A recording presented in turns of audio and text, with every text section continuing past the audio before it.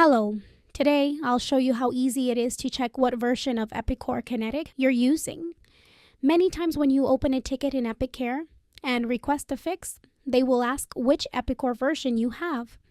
To find that information, go to Help and Support Center.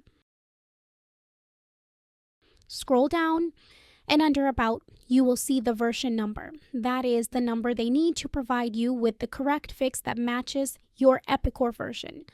And that's it for today. I hope this video is very helpful for you. See you in the next one.